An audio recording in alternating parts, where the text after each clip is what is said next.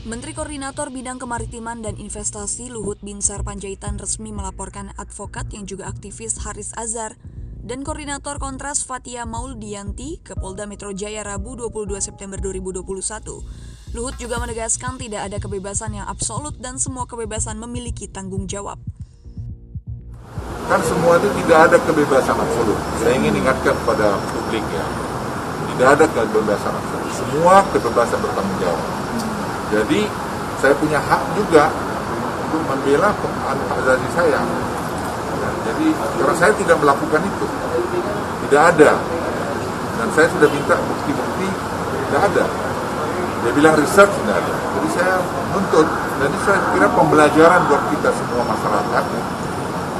Banyak yang menyarankan saya untuk tidak begini, karena dia bilang nanti bapak yang saya bilang tidak. Saya harus menunjukkan kepada publik supaya manusia-manusia gitu yang merasa public figure gitu menahan diri untuk memberikan statement-statement yang tidak bertanggung jawab. Itu aja dari saya. Menyikapi pelaporan tersebut, kuasa hukum Haris Azhar Nurholis Hidayat menegaskan kliennya akan menghadapi kasus dengan kesatria.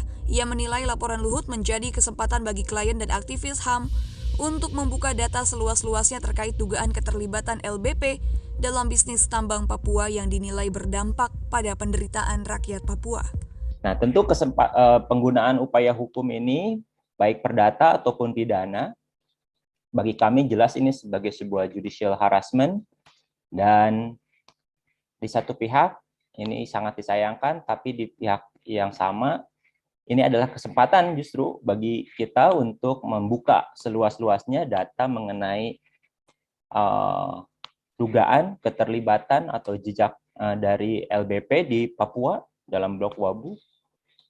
Jadi kita buka saja di dalam proses hukum ini sehingga publik akan melihat siapa sesungguhnya sosok LBP, bagaimana proses dia selama ini, jejak langkahnya dalam konflik kepentingan, dugaan konflik kepentingan di dalam bisnis tambang di Papua yang berdampak pada penderitaan rakyat Papua.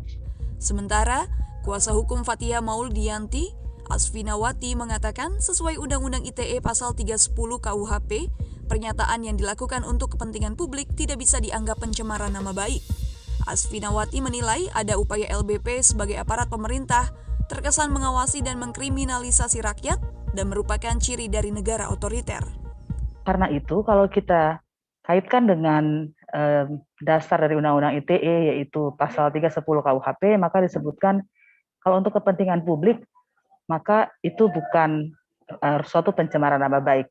Nah, jadi sebetulnya kita semua harus berterima kasih kepada Fathia dan juga Haris Azhar karena membawa kepentingan publik, menyuarakannya sehingga publik semakin tahu dan justru ada hal-hal yang harus dijawab. Jadi ini terbalik. Harusnya yang mengawasi pemerintah adalah masyarakat.